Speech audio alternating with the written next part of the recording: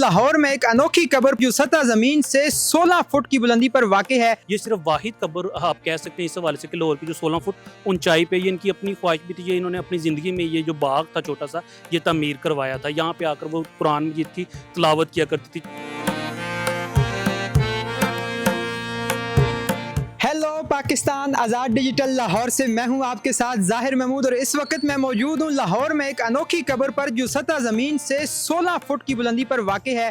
कहा जाता है कि ये एक बहुत ही नेक सीरत और पाकबाज औरत शरफ़ुन्निसा की कब्र है और ये मुगलिया दौर में लाहौर के एक गवर्नर थे, उनकी ये कोई रिश्तेदार थी और इनकी नेक नामी का और पारसाई का तज़किरा अल्लामा इकबाल साहब ने अपनी मशहूर किताब जावेद नामा में भी किया हुआ है। हमारे साथ मौजूद हैं लाहौर के कब्रों के खोजी मिर्ज़ा उस्मान बेग साहब, जिनकी कब्रों के हवाले से बहुत शानदार रिसर्च। आज हम उनसे बात करेंगे और इस अनोखी कब्र के बारे में जानेंगे कि इसकी हकीकत क्या है, इसको क्यों सतह ज़मीन से 16 फुट जो है वो बुलंदी के ऊपर बनाया गया है। तो ये सारी मालूमात हम जानते हैं मिर्ज़ा उस्मान बेग साहब के साथ। ये दरियाफ्त तो मेरे ख्याल से बचपन में शायद कर ली थी, क्योंकि मैं भी इसी इलाके में रहता हूँ। ये शुमाली लाहौर का इलाका है। अगर हम अपने नाज़रीन को बताएं तो ये जो आखिरी आरामगाह है ये बेगमपुरा में वाक़ है, जो कि नवाब ज़िक्रिया ख़ान की जो वालदा थी बेगम जान, उनके नाम पर ये पूरा इलाका आबाद हुआ था।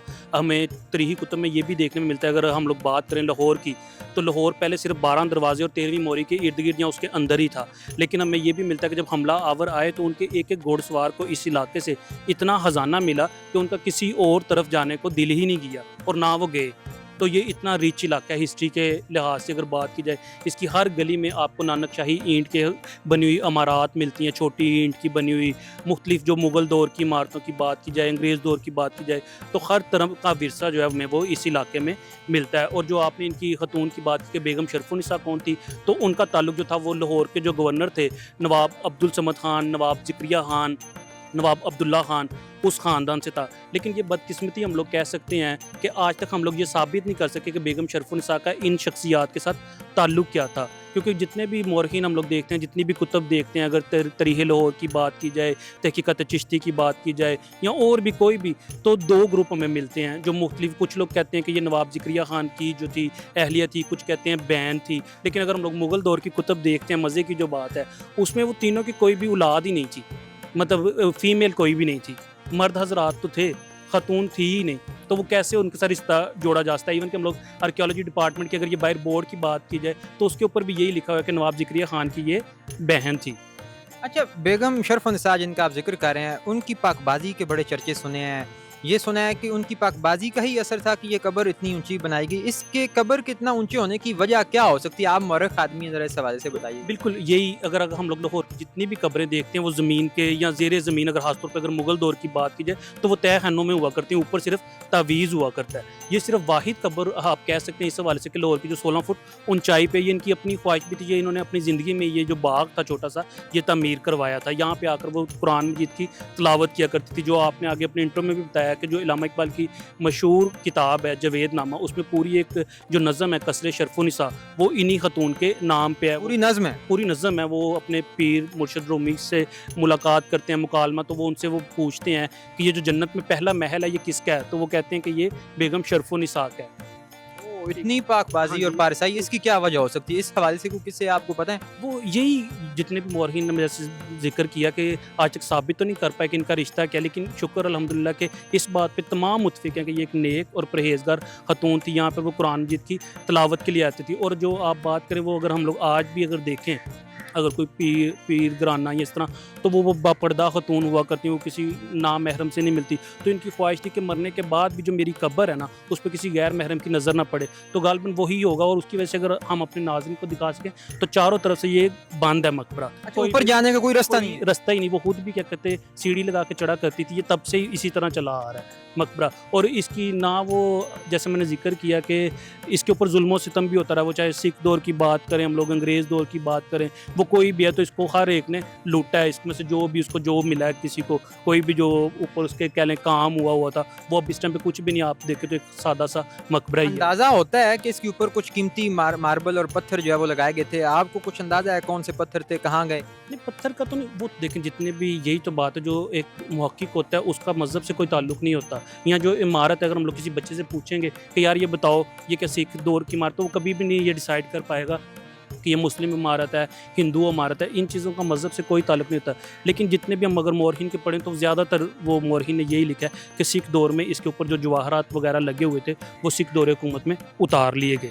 ٹھیک ہے، جو ہم لوگ مسلم مورخین کی اگر بات کریں تو میں تو ایون کہ انگریز پہ بھی جاؤں گا کہ انگریزوں نے بھی کوئی اتنا کوئی اچھا نہیں کیا. انہوں نے نئی تعمیرات تو بہت زیادہ کی، ہمیں بڑی عمارات ملتی ہیں ان کے، لیکن جتنے بھی پرانے دائی انگا کا مقبرہ اسی علاقے میں ہے، علی مردان کا مقبرہ اسی علاقے میں، اور محبت خان کا مقبرہ اسی علاقے میں، اور بھی کئی مقبرے ملتے ہیں. تو ان کے لیے تو انہوں نے کوئی کام نہیں کیا اور کسی نے بھی نہیں کیا. اچھا، آپ جس طرح کہہ رہے ہیں کہ جتنی جو شرف النساء بیگم تھیں یہ اتنی پارسات تھیں، نیک سیرت تھیں، تو مجھے سمجھ نہیں آتی کہ جواہر اور قیمتی پتھروں کا مقبرے میں لگایا جانا کیا یہ اسراف میں نہیں آتا، فضول خرچی میں نہیں آتا؟ کیا یہ دین کی تعلیمات سے ہٹ کی چیزیں نہیں ہو جاتی؟ اس حوالے سے آپ کیا کہیں گے؟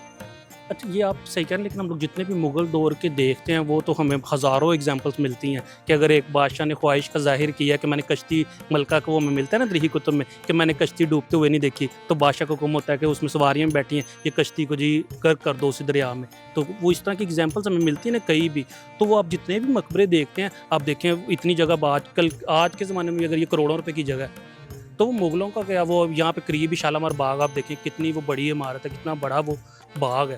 تو وہ آپ کی بات کسی حد تک ٹھیک ہے کہ اگر ہم لوگ کہتے ہیں کہ وہ یہ کتنی نیک اور پرہیزگار خاتون تھی، لیکن وہ تو مرنے کے بعد اس طرح تعمیر ہوا ہوگا نا کہ جو ان کے جو فیملی کے ممبران ہوں گے، اگر میری والدہ ہیں یا کوئی بھی، تو ہم لوگ جس طرح عقیدت رکھتے ہیں تو ان کے لیے تو کوئی نہیں. انہوں نے تو ایک آرڈر ہی جو گورنر ہیں لاہور کے، ان کے بھائی، ان کے والد، باقی بھی جو ان کی فیملی کے ممبر ہیں، تو انہوں نے تو ایک سائن ہی کرنے ہیں نا، تو مقبرہ تعمیر ہو جانا ہے. تو یہ ہو سکتا ہے کہ ان کے جانے کے بعد جو ان کی فیملی کے جو حکومت میں لوگ تھے انہوں نے یہ سارا خرچہ کر دیا. بالکل ایسے ہی، اور وہ خوشی میں کچھ بھی کر سکتے ہیں. یہ تو ایک چھوٹا سا مقبرہ ہے ہمارے لاہور میں، کئی اس سے بڑے مقبرے، جو لاہور کا سب سے بڑا مقبرہ جیسے میں نے پہلے ذکر کیا علی مردان خان کا، وہ بھی اسی علاقے میں لاہور کا سب سے بڑا ہے.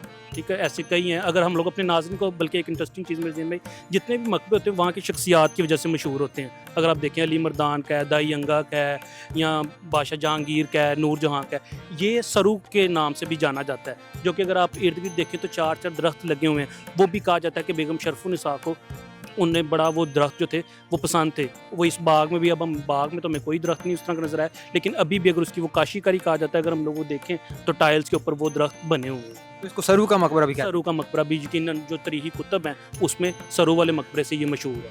اچھا، آپ نے بات کی کہ یہ مقبرے کے آس پاس کی جو جگہ تھی یہ باغ تھا، یہاں پہ ہم کھڑے ہیں یہ باغ تھا، یا اس کے علاوہ بھی کوئی جگہ تھی جہاں پہ یہ باغ بنایا گیا تھا؟ اچھا، اس کا نہیں کہہ سکتے، یہی میرے خیال سے جو آرکیولوجی کے ریکارڈ کے مطابق دیکھا جائے وہ تو یہی تھا، باغ تھا. لیکن ارد گرد بھی آپ دیکھیں یہ پورا علاقائی محلات، جیسے میں نے پہلے بات کی، اگر ہم لوگ ایک ایک گلی زیادہ دور نہیں 2 کلومیٹر کے ریڈیس میں اگر جاتے ہیں تو ہمیں 50 عمارات مل جائیں گے، اور وہ انہی کے خاندان سے ہیں. لیکن کیونکہ اس طرح کہہ لیں کہ پاکستان میں ریسرچ پہ اس طرح ورک نہیں ہوتا، یا جتنے ڈپارٹمنٹس بھی کہہ لیں کہ وہ اب تو شکر ہے کئی ڈپارٹمنٹس نئے بلکہ ایجاد ہو گئے ہیں نئے. آپ نے دیکھا ہوگا کئی وال سٹی ہے، یہ ہے، تو اب کام پھر بھی تھوڑا بہت ہو رہا ہے، ورنہ تو کوئی بھی نہیں. ابھی ہم لوگ بھی جنگلہ پلانگ کے آئے ہیں تو اس علاقے کے 3 مقبرے ہیں، اس کی صرف ایک کیئر ٹیکر صاحب کے پاس چابی ہوتی ہے، اور وہ آج تک مجھے نہیں پتہ چلا کہ وہ کیئر ٹیکر صاحب کون ہے. اچھا، آپ نے شرف النساء صاحب کے بارے میں علامہ صاحب کی ایک حوالہ دیا کہ ان کے لٹریچر میں اس کا ذکر ہے، اس کے علاوہ تاریخی کتب میں ان کا ذکر وافر مقدار میں ملتا ہے یا کم ہی آپ نے دیکھا؟ کوئی آپ نے چیزیں اکٹھی کی ہیں ان کے حوالے سے؟ نہیں، بہت زیادہ ملتا ہے. میں نے جیسے ذکر کیا جو اوتھینٹک جو بکس مانی جاتی ہیں، جو کوئی بھی نیا آنے والی جو نوجوان نسل ہے وہ جو پڑھتی ہے، وہ تاریخ لاہور ہے کنہیا لال کی، ٹھیک ہے، تحقیقات چشتی ہے. ابھی ہمارے بڑے قریبی دوست ہیں، انہوں نے بہت اچھا لکھا، مجھے بڑا پسند بھی ہے. کوسے قضاء کے نام سے انہوں نے لاہور پہ کتاب لکھی، طلحہ شفیق نے.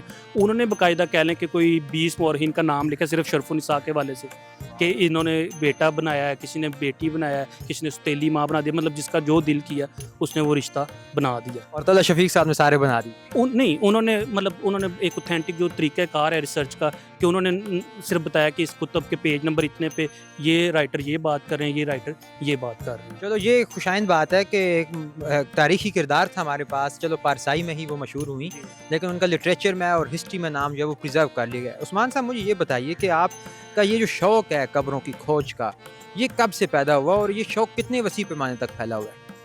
پیمانہ تو بہت وسیع. آپ دیکھیں ہر سال میں کتنے لوگ یہ اس شہر کو کہہ لیں یہ اعزاز حاصل ہے کہ جتنی بھی برصغیر کی نامور ہستیاں وہ اس شہر میں رہی ہیں اور آج بھی ہمیں مدفون ملتی ہیں وہ، ٹھیک ہے. پارٹیشن سے پہلے بھی کئی ہزاروں قبریں ہیں، تو 5000 تو میں نے کی ہوئی ہیں. اب میں نے اس کے بعد گننا چھوڑ دیا. اب آج بھی میں 3 قبرستان کر کے آؤں. بریگیڈیئر شامی، ان کے نام پہ شامی روڈ بھی ہے، ان کے نام پہ ایک مینار بھی تعمیر کیا گیا 1965 کے جنگ کے ہمارے شہید ہیں، وہ ہیرو ہیں.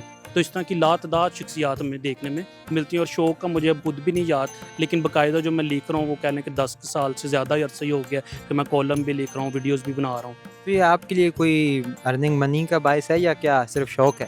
نہیں، یہ صرف شوق ہی ہے۔ ابھی تو اپنا ہر بندے کی ہابیز ہوتی ہیں، کوئی بھی ہو، تو میری یہ ہابی ہے، کہہ لیں ایک اچھی ہابی ہے۔ میں اس کے لیے باقاعدہ اپنے پیسے رکھتا ہوں، جمع کرتا ہوں کہ آج میں نے یہاں پہ ٹریول کرنا ہے، اگر کسی آؤٹ آف اسٹیشن میں جانا ہے تو اس ہوٹل میں اسٹے کرنا ہے، تو وہ سارا اپنے پاس ہی لگاتے ہیں۔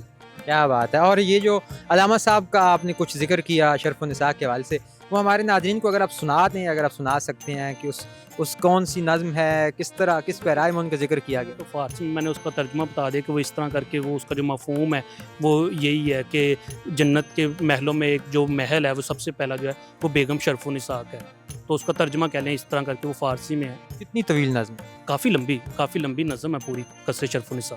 اور اس کا اردو میں ترجمہ بھی ہمیں دستیاب ہوگا؟ ہاں، لوگوں نے کیا اس کا مفہوم پورا، وہ آپ ایزیلی اویلیبل ہے، گوگل پہ سرچ کرتے ہیں تو ایزیلی جتنے بھی اقبال کے جو اقبال شناس ہیں، وہ جیسے میاں اقبال ساجد، وہ بڑی خوشی کے ساتھ میرے سے یہاں پہ آتے ہیں، تو انہوں نے کیا ہوا اس پہ۔ چلیے، بہت شکریہ، آپ کا بڑی قیمتی معلومات آپ نے ہمیں فراہم کی ہیں۔ تو ناظرین، آپ نے دیکھا کہ یہ مقبرہ شرف النساء، جسے سرو کا مقبرہ بھی کہا جاتا ہے، صرف اور صرف جو بیگم شرف النساء تھیں، ان کی پارسائی اور جو ان کی نیک نیتی تھی یا نیک بازی تھی، جس کی وجہ سے وہ مشہور تھیں، اس کی وجہ سے ان کا مقبرہ بھی سطح زمین سے 16 فٹ کی بلندی پر بنایا گیا، تاکہ کوئی بھی نہ محرم ان کی قبر کو بھی نہ دیکھ سکے۔ اور انتہا یہ تھی ان کی پارسائی کی کہ علامہ صاحب اپنی فارسی کی نظم میں، جاوید نامہ میں، یہ تذکرہ کرتے ہیں کہ جنت میں جو پہلا محل ہوگا وہ بیگم شرف النساء کا ہوگا۔ تو یہ بڑی ایک تاریخی اور اہم جگہ تھی جو آج ہم نے آپ کو دکھائی، اور ہمیں امید ہے کہ آپ کو یہ ویڈیو ضرور پسند آئی ہوگی۔ اس کے ساتھ ہی مجھے دیجیے اجازت، دیکھتے رہیے آزاد ڈیجیٹل۔ خدا حافظ۔